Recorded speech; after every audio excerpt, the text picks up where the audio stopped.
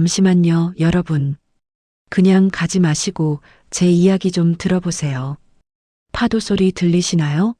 저는 평생을 이 소리와 함께 살았습니다. 세상 끝, 아무도 찾지 않는 외딴 섬의 등대지기, 그게 제 직업이었습니다. 사람들은 말해요. 등대가 낭만적이라고요. 밤바다를 비추는 희망의 불빛이라고요. 하지만 저에게 등대는 감옥이었습니다. 30년 전 제 친아들을 삼켜버린 저 검은 바다를 매일 밤 지켜봐야 하는 형벌의 장소였으니까요. 그런 제가 다시 살게 된 건 어느 태풍이 몰아치던 밤 찾아온 한 아이 때문이었습니다. 제 아들을 앗아간 바다가 미안했는지 저에게 다시 뱉어낸 아이. 이름도 몰라 바다라고 불렀던 그 아이.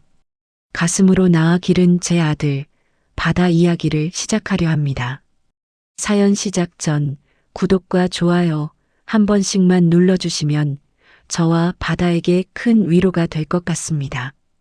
댓글로 지금 계신 곳 날씨를 적어주시면 그곳으로 제 등대 불빛을 보내드릴게요. 벌써 15년이 흘렀네요. 시간이 참 야속하게 빠릅니다. 그해 여름 저는 은퇴를 딱 일주일 남겨두고 있었습니다. 짐을 정리하고 있었어요. 평생 입었던 작업복, 낡은 공구들, 손때 묻은 일지들, 하나하나 상자에 담으면서 생각했습니다. 이제 끝이다. 지긋지긋한 파도 소리도 짠내 나는 바람도 이제 안녕이다. 시원섭섭했냐고요? 아니요. 솔직히 말하면 도망치고 싶었습니다. 이곳은 제 무덤이나 다름없었으니까요. 30년 전 5살 배기 제 아들 민호가 바다에 빠져 죽은 그날부터 제 시간은 멈춰 있었습니다. 아내도 충격으로 일찍 세상을 떠났고 저는 죄인처럼 이 등대에 틀어박혀 속죄하듯 불만 비추며 살았죠. 그날 밤은 유난히 날씨가 험했습니다. 기상청에서는 태풍 매미급의 강력한 폭풍우가 올 거라고 예보했죠. 해질녘부터 하늘이 시커멓게 변하더니 밤이 되자 파도가 절벽을 집어삼킬 듯이 들이닥쳤습니다. 쾅, 쾅. 등대 유리창이 깨질 것처럼 덜컹거렸습니다. 바람소리가 귀신 울음소리 같았어요. 짐 정리는 포기하고 시설 점검을 나갔습니다. 마지막 근무니까 끝까지 책임은 다해야 했으니까요. 비바람에 몸이 휘청거렸습니다. 우비를 입었지만 빗물은 살을 파고들 듯 차가웠어요. 선착장 쪽으로 내려가는데 검은 파도 사이로 하얀 거품이 부서지는 곳에 뭔가 이질적인 게 보였습니다. 처음엔 통나무인 줄 알았습니다. 아니면 파도에 떠밀려온 스티로폼 부표거나요. 그런데 자세히 보니 다 부서져가는 낡은 플라스틱 보트였습니다. 이런 미친 날씨에 배를 띄워! 정신 나간 놈들! 욕을 짓씹으며 랜턴을 비췄습니다. 파도가 보트를 갯바위 쪽으로 강하게 내리쳤어요. 퍽 하는 소리와 함께 보트가 뒤집혔습니다. 저는 저도 모르게 비탈길을 미끄러지듯 뛰어내려갔습니다. 왠지 모를 불길함이 엄습했거든요. 파도가 물러간 자리에 보트 잔해와 함께 썩은 그물 더미가 엉켜 있었습니다. 그리고 그 속에 노란색 우비를 입은 작은 형체가 보였습니다. 심장이 덜컥 내려앉았습니다. 사람이었어요. 달려가서 그물을 걷어냈습니다. 아이였습니다. 얼핏 봐도 10살 아니 못 먹어서 더 작아 보이는 7살쯤 되어 보이는 사내아이였습니다. 애야, 정신 차려. 얘야. 뺨을 때려봐도 미동이 없었습니다. 얼굴은 시체처럼 창백했고 입술은 보라색이었어요. 이미 늦은 걸까? 30년 전 제 아들 민호의 마지막 모습이 떠올라 손이 벌벌 떨렸습니다. 안 돼. 제발. 이번엔 안 돼. 코 밑에 손가락을 대봤습니다. 숨이 없었어요. 다급하게 가슴을 눌렀습니다. 심폐소생술을 하면서 소리쳤습니다. 숨 쉬어. 제발 숨. 좀 쉬란 말이야. 한 번, 두 번, 10번. 빗물인지 눈물인지 모를 것이 제 얼굴을 뒤덮었습니다. 포기하려던 찰나 아이가 쿨러 하며 바닷물을 토해냈습니다. 허, 허, 가느다란 숨소리가 터져 나왔습니다. 살아있었어요.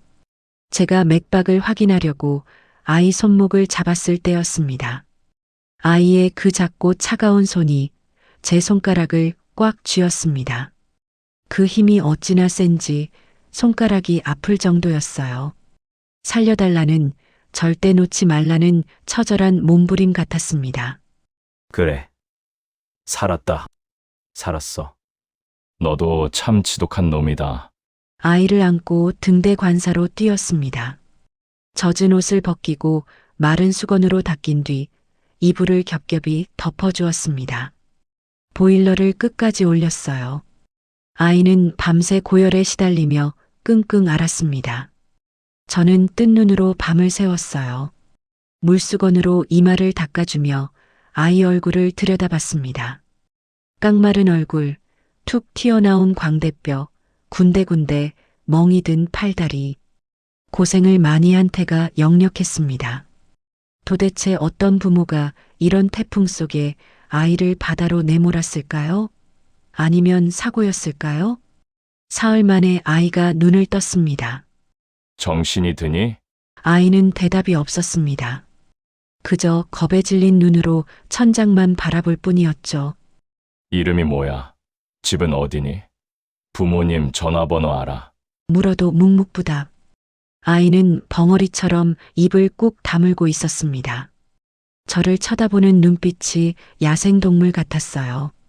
경계심 가득한 상처받은 짐승의 눈빛. 경찰에 신고했습니다. 해경이 배를 타고 들어왔어요. 지문 조회도 하고 실종 신고 내역도 뒤졌습니다. 하지만 결과는 신원 불상. 기사님, 이상하네요. 등록된 지문도 없고 찾는 부모도 없어요. 밀항선에서 떨어진 아이 같기도 하고. 일단 육지 보육원으로 보내야겠습니다. 해경의 말에 아이가 몸을 떨었습니다. 며칠만 더 데리고 있으면 안 됩니까? 애가 너무 쇠약해져서 지금 배 타면 멀미하고 난리 날 텐데. 저도 모르게 튀어나온 말이었습니다. 왜 그랬는지 모르겠어요. 은퇴를 코앞에 둔 제가 이 아이를 맡을 이유가 없는데 말이죠. 하지만 아이의 눈을 보는 순간 보육원으로 보낼 수가 없었습니다. 그 눈빛이 30년 전 제 아들 민호가 저를 보던 눈빛과 너무 닮아 있었거든요. 결국 아이는 일주일 더 머물기로 했습니다. 아이는 여전히 말이 없었습니다. 하지만 제가 끓여준 전복죽을 허겁지겁 먹어치우더군요. 그릇까지 씹어먹을 기세였습니다. 천천히 먹어. 체한다. 더 줄 테니까. 제 말에 아이가 움찔하더니 숟가락을 내려놓고 눈치를 봤습니다. 가슴이 아팠습니다. 밥 먹는 것조차 눈치를 봐야 했던 삶을 살았던 걸까요? 괜찮아. 많이 먹어. 여기 먹을 거 많아. 그제야 아이는 다시 숟가락을 들었습니다. 기이한 일은 그 다음 날부터 일어났습니다. 등대 꼭대기에는 제어실이 있습니다. 거기엔 제가 절대 앉지 않는, 아니 못 앉는 의자가 하나 있어요. 창가 왼쪽에 놓인 낡은 목재 의자. 30년 전 제 아들 민호가 늘 거기 앉아서 아빠, 배 지나간다. 저기 봐. 하며 놀던 자리였습니다. 아들이 떠난 후 저는 그 의자를 버리지도 못하고 그렇다고 앉지도 못한 채 그냥 두었죠. 그런데 제가 점검을 마치고 올라갔더니 그 아이가 그 의자에 앉아 있는 겁니다. 창밖 먼 바다를 하염없이 바라보면서요. 다리가 닿지 않아 달랑거리는 모습, 등받이에 등을 기대지 않고 꼿꼿하게 앉은 자세. 순간 숨이 턱 막혔습니다. 뒷모습이 민호와 너무 똑같았거든요. 너 거기서 뭐해? 저도 모르게 소리를 질렀습니다. 놀란 아이가 의자에서 굴러떨어지듯 내려와 구석으로 숨었습니다. 벌벌 떨면서 저를 올려다봤습니다. 아차 싶었습니다. 아니야. 화낸 거 아니야. 그냥 위험해서 그래. 다가가서 아이를 일으켜 세웠습니다. 아이의 몸이 뻣뻣하게 굳어 있었습니다. 미안하다. 놀랐니? 아이는 고개를 저었습니다. 그리고 제 손을 조심스럽게 잡았습니다. 태풍 치던 밤, 제 손가락을 부러질 듯 쥐었던 그 손이 이번에는 따뜻하게 제 손을 감싸왔습니다. 일주일이 지났습니다. 약속한 시간이 되었어요. 보육원 관계자와 혜경이 다시 섬으로 들어왔습니다. 어르신, 그동안 고생하셨습니다. 이제 저희가 데려가겠습니다. 아이에게 짐을 챙기라고 했습니다. 사실 짐이랄 것도 없었죠. 제가 사입힌 시장표 티셔츠와 바지 한 벌이 전부였으니까요. 아이가 선착장으로 터덜터덜 걸어갔습니다. 배에 오르기 직전 아이가 멈춰섰습니다. 그리고 뒤를 돌아 저를 봤습니다. 눈물이 그렁그렁한 눈. 가라. 가서 좋은 부모 만나고 맛있는 거 많이 먹고 살아. 저는 애써 외면하며 손을 휘저었습니다. 저 같은 늙은 호라비 밑에서 이 외딴 섬에 갇혀 사는 것보다 육지가 훨씬 나을 테니까요. 혜경이 아이 손을 끌었습니다. 자, 가자. 그 순간이었습니다. 아이가 혜경의 손을 뿌리쳤습니다. 그리고 저에게 달려왔습니다. 으앙! 짐승처럼 울부짖으며 제 허리춤을 와락 껴안았습니다. 바짓가랑이를 잡고 늘어졌습니다. 안 가. 나 안 가. 할아버지, 보내지 마세요. 제발요. 처음으로 입을 뗐습니다. 그 목소리가 제 가슴을 후벼 팠습니다. 저 밥도 조금만 먹을게요. 청소도 잘해요. 말 잘 들을게요. 때려도 안 울게요. 제발 보내지 마세요. 아이의 울음소리가 파도 소리를 뚫고 제 귓가에 박혔습니다. 30년 전 제가 잠시 무태 나갈 때마다 아빠 가지마. 나도 데려가. 하며 울던 민호의 목소리가 환청처럼 들려왔습니다. 그때 저는 금방 다녀올게라며 아들 손을 떼어냈었죠. 그리고 그게 마지막이었습니다. 이번에도 이 손을 놓으면 저는 평생 후회할 것 같았습니다. 놔라. 얘야. 이거 놔. 싫어요. 안 가요. 살려주세요. 살려달라니. 보육원 가는 게 죽으러 가는 것도 아닌데 아이는 살려달라고 빌었습니다. 저는 눈을 질끈 감았다 떴습니다. 그리고 혜경을 보며 말했습니다. 그냥 두고 가시오. 예? 어르신, 그게 무슨... 내가 키우겠소. 내 자식으로 입적시키든 위탁 가정을 하든 내가 알아서 할 테니 일단 두고 가시오. 제 고함에 모두가 놀랐습니다. 저도 놀랐습니다. 은퇴를 일주일 앞둔 노인이 이제 막 초등학생 나이의 아이를 키우겠다니요. 하지만 어쩔 수 없었습니다. 운명이라는 게 있다면 바로 이런 순간을 말하는 거겠죠. 그렇게 아이는 제 아들이 되었습니다. 이름도 몰라 그냥 바다에서 왔으니 바다라고 지었습니다. 성은 제 성을 따서 김바다. 바다야. 마음에 드니. 네. 좋아요. 할아버지. 할아버지가 뭐냐. 이제 아버지라고 불러라. 아버지. 아이가 수줍게 웃었습니다. 앞니가 하나 빠진 그 웃음이 어찌나 예쁜지 등대 불빛보다 더 환해 보였습니다. 은퇴는 취소했습니다. 청장님께 사정사정해서 계약직으로 전환해 등대에 더 남기로 했습니다. 바다를 키우려면 돈이 필요했으니까요. 바다는 정말 제 말대로 했습니다. 밥투정 한 번 안 하고 시키지 않은 청소까지 도맡아 했어요. 아침에 눈을 뜨면 마당을 쓸고 있었고 밤에는 제가 졸까봐 옆에서 커피를 타왔습니다. 특히 기계를 만지는 솜씨가 남달랐습니다. 고장난 라디오부터 낡은 발전기까지 바다의 손만 거치면 거짓말처럼 작동했어요.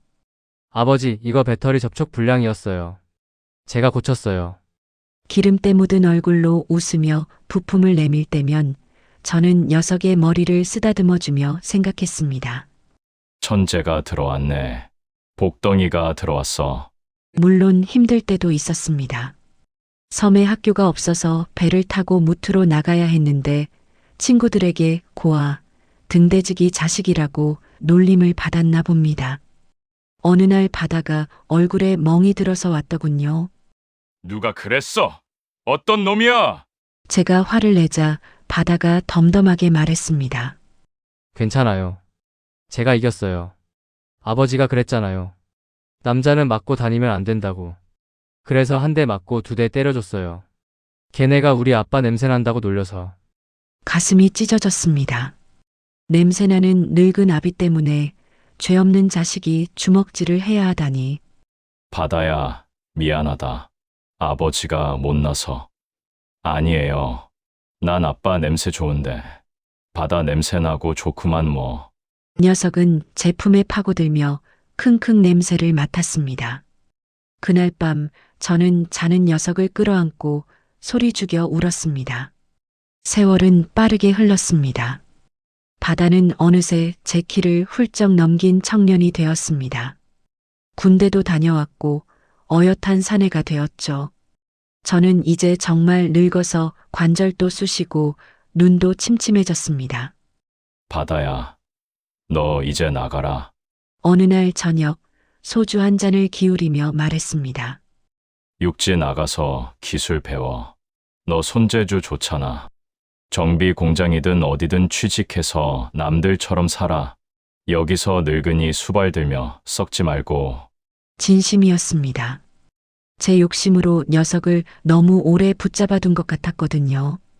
그런데 바다가 정색하며 술잔을 탁 내려놓았습니다.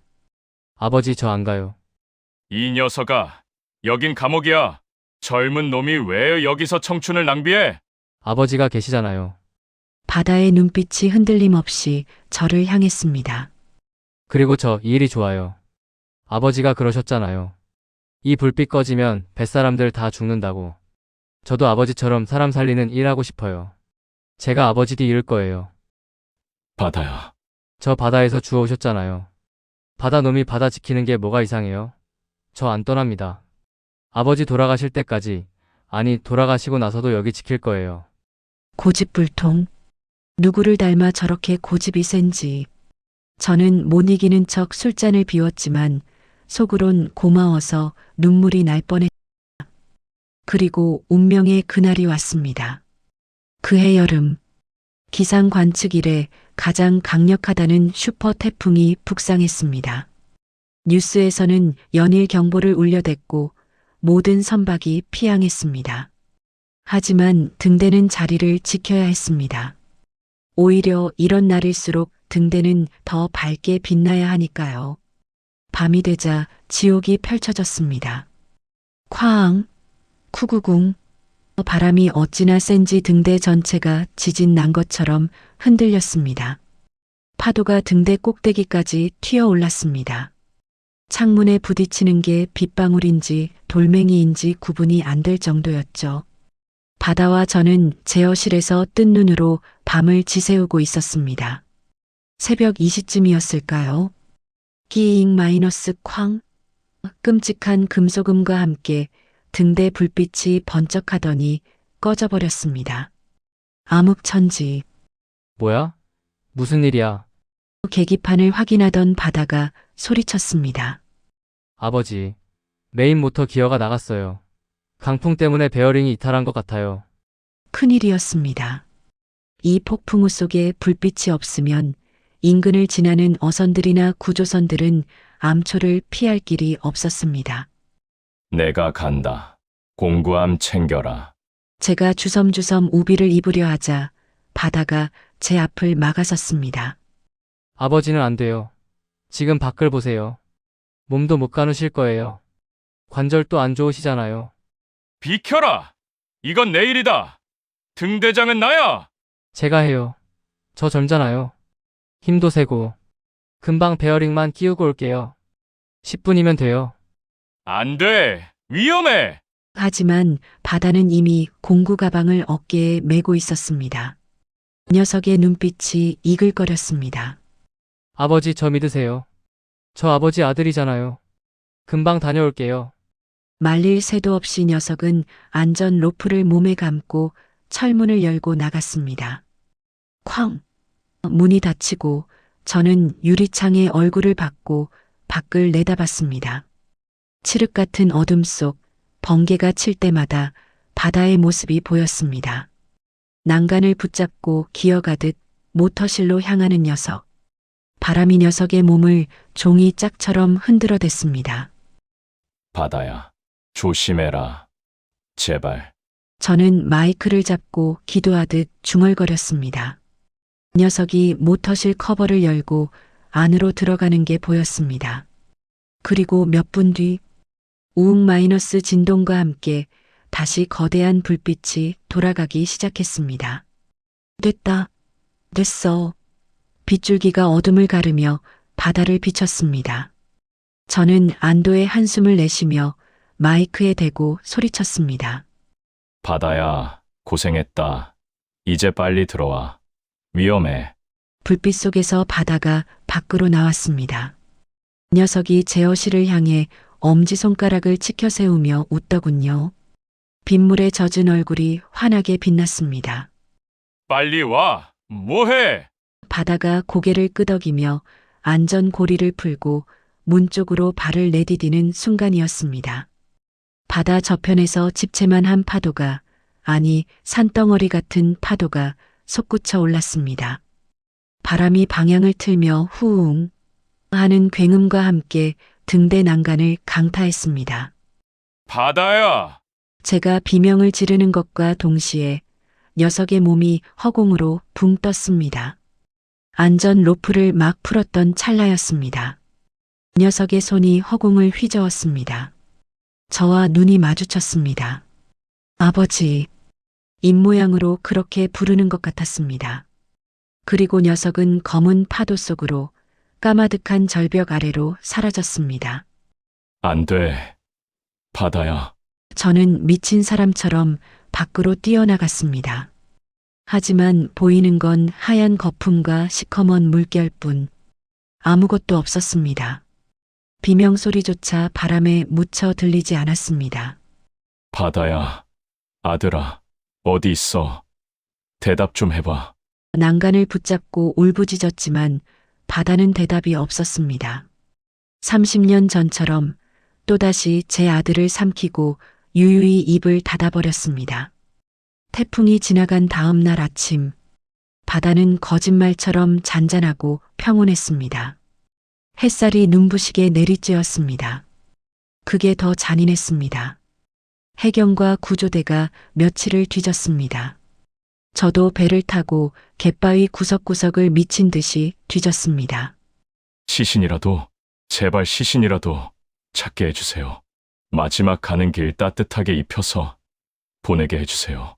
하지만 바다는 아무것도 돌려주지 않았습니다. 녀석이 입고 있던 노란 우비 조각 하나만 갯바위에 걸려 있을 뿐이었습니다. 장례는 시신도 없이 치렀습니다. 영정사진 속 바다는 정비복을 입고 환하게 웃고 있었습니다. 제가 찍어준 사진이었죠. 아들아, 내 새끼야. 향을 피우고 엎드려 통곡했습니다. 내가 나갔어야 했는데, 늙은 내가 죽었어야 했는데, 왜 또 나만 살려두고 내가 갔느냐? 왜 하늘은 나에게 2번이나 자식을 잃는 고통을 주느냐? 차라리 저 바다에 뛰어들고 싶었습니다. 살 이유가 없었으니까요. 장례를 마치고 녀석의 방을 정리했습니다.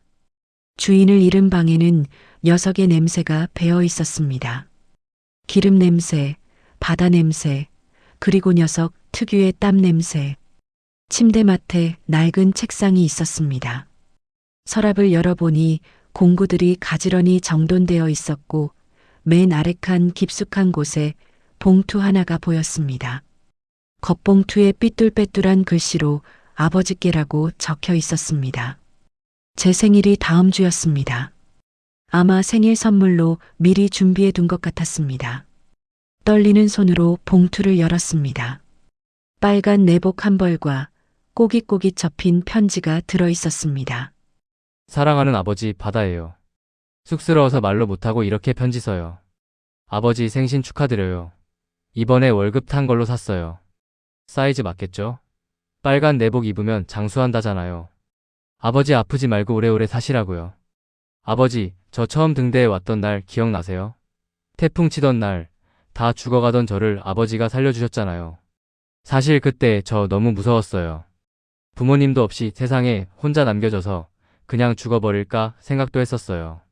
그런데 아버지가 제 차가운 손을 잡아주셨을 때 그때 결심했어요. 아, 나 살아야겠다. 이 할아버지 곁에 붙어 있어야겠다. 저 다 알아요. 아버지가 30년 전에 잃어버린 형. 민호 형 생각하면서 저 키우신 거. 제가 민호 형 대신이라는 거, 가끔은 제가 아니라 형을 보고 계신다는 거 알았어요. 사람들이 그랬잖아요. 대용품이라고. 하지만 아버지, 전 그래도 좋았어요. 대용품이면 어때요? 아버지가 저를 밥 먹여주시고, 재워주시고, 학교 보내주시고, 아버지라고 부르게 해주셨는데요. 저한테 아버지는 세상의 전부예요. 바다에서 버려진 놈, 아버지가 걷어주셔서 사람 구실하고 살았어요. 그래서 덤으로 사는 인생, 아버지를 위해 쓰고 싶었어요. 형이 못다 한 효도 제가 다 하고 갈게요. 아버지, 저 등대지기 된 거 후회 안 해요. 아버지랑 매일 밤 바다 보면서 커피 마시는 거, 그게 제 제일 큰 행복이에요. 나중에 아주 나중에 아버지가 힘없어서 등대 못 올라가게 되면 제가 업고 올라갈게요. 그러니까 걱정 마세요.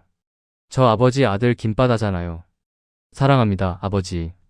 오래오래 같이 살아요, 우리. 아들 바다 올림 마이너스. 으아. 편지를 가슴에 품고 바닥을 뒹굴며 울었습니다. 바보 같은 놈. 미련한 놈. 다 알고 있었구나. 내가 널 보며 죽은 아들을 그리워했다는 걸 내가 다 알고 있었구나. 그런데도 넌 나를 아버지라고, 세상의 전부라고 불렀구나. 대용품이 아니었습니다. 바다는 그냥 제 아들이었습니다. 피 한 방울 안 섞였지만 저를 누구보다 사랑했던, 저를 위해 목숨까지 바친 제 진짜 아들이었습니다. 빨간 내복을 얼굴에 비비며 소리쳤습니다. 바다야, 미안하다. 사랑한다, 아들아. 내 새끼야. 그날 이후로 저는 등대를 떠나지 못했습니다. 사람들은 미쳤다고 합니다. 아들도 잃고 양아들까지 잃은 노인네가 못하러 아직도 저기 붙어 있냐고요. 저주받은 등대라고 손가락질도 합니다. 하지만 저는 압니다. 바다가 이곳에 있다는 걸요. 오늘도 저는 등대 렌즈를 닦습니다. 바다가 생전에 닦아놓아 눈이 시릴 정도로 맑은 유리를 매만지며 혼잣말을 합니다. 오늘도 바다는 평온하구나. 내 아들아. 밤이 되면 불을 켭니다. 저 멀리 백기를 비추는 불빛 속에 바다의 웃는 얼굴이 보이는 것 같습니다. 아버지, 저 잘하고 있죠? 하고 묻는 것 같습니다. 고개를 돌려 제어실 왼쪽 창가를 봅니다. 아침 햇살이 부서지는 그 낡은 의자 위로 바다가 늘 입던 낡은 작업복이 걸려 있습니다.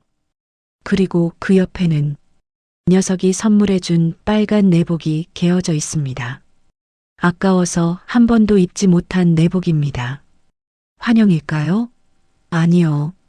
제 마음속엔 여전히 바다가 살아 숨쉬고 있습니다. 이 등대가 존재하는 한, 불빛이 꺼지지 않는 한, 바다는 영원히 저와 함께 바다를 지키고 있을 겁니다. 이 이야기를 듣고 계신 여러분, 혹시 바닷가에 가서 등대를 보시게 된다면 한 번쯤 손을 흔들어 주세요. 저와 제 아들 바다가 그곳에서 여러분의 안녕을 빌며 불을 밝히고 있을 테니까요. 아들아, 거기서는 춥지 않지. 아버지가 갈 때까지 조금만 기다려라. 그때는 절대 내 손 놓지 않을게. 사랑한다. 내 아들 바다야. 오늘의 사연 어떠셨나요? 30년의 시차를 두고 두 명의 아들을 바다에 묻어야 했던 등대지기 할아버지의 가슴 아픈 이야기였습니다. 피보다 진한 사랑으로 서로를 지켰던 두 사람의 마음이 저 밤바다의 등대 불빛처럼 우리 가슴에도 오래 남을 것 같습니다. 지금 어디선가 힘든 시간을 보내고 계신 분이 있다면 이 등대 불빛이 작은 위로가 되길 바랍니다. 여러분의 소중한 댓글과 구독, 좋아요는 더 좋은 영상을 만드는데 큰 힘이 됩니다. 감사합니다.